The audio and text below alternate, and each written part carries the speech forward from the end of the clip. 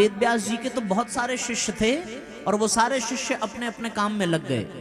भगवान वेद व्यास की रचनाओं का और विस्तार करने में, उसकी और व्याख्या करने में, उसको और सरल बनाने में, उसको और व्यवहारिक बनाने में, वो सब अपने काम में लग गए। लेकिन भगवान वेद व्यास जी का एक बड़ा अनूठा शिष्य था जो कुमार्ग पर चला गया।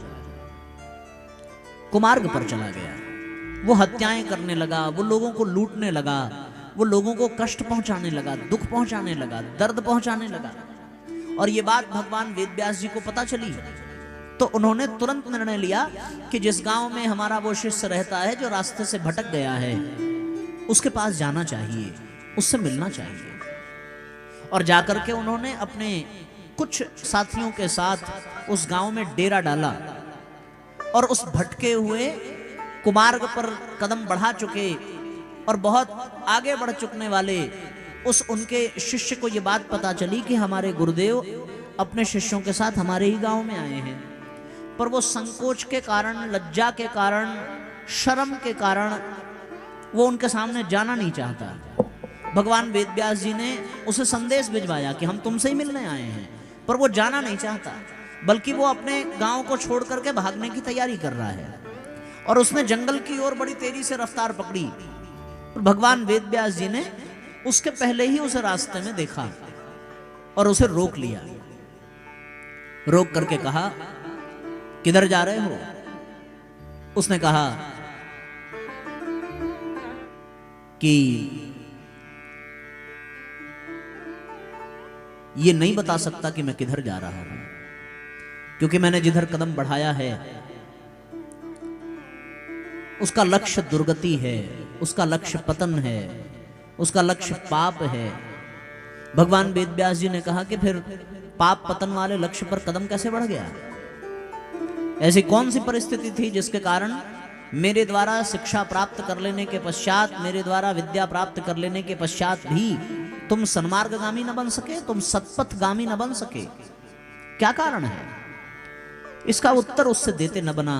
नेत्रों को झुका करके बड़े ही लज्जा के साथ वो शिष्य उनके सामने खड़ा रहा। भगवान वेद व्यास जी ने ये देखा कि अभी उसमें विनम्रता बाकी है, अभी शालीनता बाकी है, गुरु के प्रति सम्मान श्रद्धा का भाव बाकी है। वेद व्यास जी ने कहा कि वापस लौट आओ। शिष्य ने कहा कि क्या यह संभव है कि मैं चोरी करता हूं, हत्याएं करता हूं, लोगों को लूटता हूं, तो क्या यह संभव है कि मैं वापस आ सकता हूं? क्या समाज मुझे फिर से स्वीकार करेगा? जो समाज मुझे गालियां दे रहा है, जो समाज मुझसे भयभीत है, जो समाज, जिन समाज के लोगों को मैंने लूटा है, जिनके परिवारजनों को, प्रेमी जनों की मैंने हत्या की है, न जाने कितने स्त्रियों की चूड़ियां मेरी वजह से टूटी हैं, न जाने कितने मांग उजड़ गए, न जाने कितने बच्चे अनाथ हो गए, तो क्या यह समाज वापस लौट आने पर मुझे स्वीकार करेगा? भगवान वेद व्यास जी ने कहा, क्या तुमने समाज के विषय में सोच करके इस रास्ते पर कदम बढ़ाया था? उसने कहा नहीं। फिर आज वापस आना है तो समाज के विषय में क्यों सोच रहे हो? समाज क्या करेगा, क्या नहीं करेगा, इसका निर्णय समाज पर छोड़ देना चाहिए। उस शिष्य ने कहा कि मैं संकल्प तो ले लूं, मैं प्रायश्चित भी करने को तैयार हूं, लेकिन मेरे अंदर जो पाप की ज्वाला धधक रही है, जो अशांति है, जो क्लेश है, जो कला है, जो हलचल चल रही है, वो कैसे शांत होगी? भगवान वेद व्यास ने कहा कि तुमने अपने कर्मों के द्वारा, अपने आचरण के द्वारा समाज को केवल पीड़ा पहुंचाई है, दुख पहुंचाया है, दर्द पहुंचाया है। तुम आज से प्रायश्चित के रूप में यह संकल्प कर लो कि आज से तुम समाज को प्रसन्नता बांटोगे, आज से तुम समाज की सेवा करोगे, आज से तुम समाज के लिए प्रसन्नता का कारण बन जाओगे। गुरुदेव की बात और उनकी आज्ञा मान करके वो शिष्य इस बात पर सहमत हो गया कि अब वो कोई गलत कार्य नहीं करेगा और वो समाज की प्रसन्नता के लिए वापस सन्मार्ग पर चलने का प्रयास करेगा। और फिर उसने प्रयास किया, शास्त्रों का अध्ययन प्रारंभ किया, अपना प्रायश्चित करने के लिए, अपने पापों के विनाश के लिए गायत्री का पुरस्चरण प्रारंभ किया, संतों का समागम किया और यदा कदा समाज के लोगों की आवश्यकता अनुसार कुछ सेवा शुश्रूषा करने लगा। लोगों की दृष्टि धीरे धीरे उसके प्रति बदलने लगी। पहले तो लोगों ने बड़े उलाहने दिए, बड़े ताने मारे, बड़ा दंड भी दिया कभी कभी, लेकिन वो अडिग रहा और उसने संकल्प ले लिया कि हमें जन जन के प्रसन्नता का कारण बनना है। और जैसे जैसे वो दूसरों को प्रसन्नता देता, वैसे वैसे उसके भीतर प्रसन्नता का अनुभव होता। उसके द्वारा प्रयास करने पर यदि किसी व्यक्ति को शांति का बोध होता, अनुभव होता, तो उसे उससे दुगनी शांति का अनुभव होता। और उसने एक बड़ा सुंदर क्रम प्रारंभ किया कि वो भगवान की कथाएं पढ़ता और लोगों को भगवान की कथाएं सुनाता। शुरुआत में तो सुनने के लिए कोई तैयार नहीं हुआ, लेकिन जब लोगों को यह विश्वास हो गया कि इस व्यक्ति का आचरण बदल गया है, इसका व्यवहार बदल गया है, इसके कर्म बदल गए हैं, इसका स्वभाव बदल गया है, तो फिर कुछ लोग उसके द्वारा कथाएं सुनने लगे। और जब कुछ लोगों ने सुनना प्रारंभ किया तो उसने और उत्साह से सुनाना प्रारंभ किया। भगवान वेद व्यास जी के द्वारा लिखे गए जितने भी पुराण हैं, जितने भी कथाएं हैं, उन्हीं को पढ़ता, उन्हीं को सुनाता। और ये क्रम ऐसा चल पड़ा कि सामान्य नागरिक ही नहीं, बड़े बड़े योगी, यति और सिद्ध भी उनकी कथाओं को सुनने में रस लेने लगे।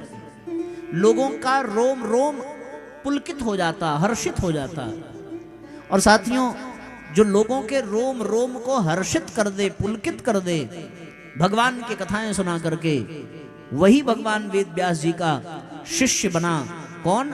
रोमहर्षण सूत जी, वही कहलाए। और उन्हीं सूत जी के द्वारा शौनकादि ऋषियों को ये दिव्य भागवत की कथा नैमिषारण्य की पावन धरती पर श्रवण करने को प्राप्त हुआ।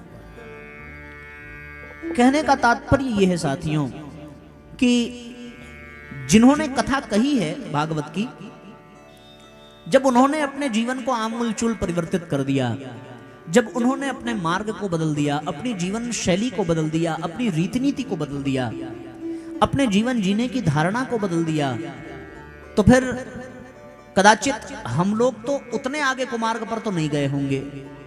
मैं समझता हूं, विश्वास पूर्वक ये कह सकता हूं, यहां कोई हत्यारा नहीं बैठा होगा, यहां कोई डकैत नहीं बैठा होगा। थोड़ी बहुत कमियां होंगी जो सामान्यतया मनुष्य मात्र में होती है। काम, क्रोध, लोभ, मोह, ईर्ष्या, द्वेष जो हमारे व्यवहार में कदाचित कुछ रच बस गए हैं, जिनके कारण हम लोग थोड़ा सा क्लेश कलह का अनुभव कर रहे हैं अपने जीवन में, तो अगर उतना कुमार्ग पर जाने वाला व्यक्ति वापस आ सकता है और वो इन कथाओं का आधार बन सकता है, तो फिर ये शुरुआत हमारे जीवन में भी तो होनी चाहिए।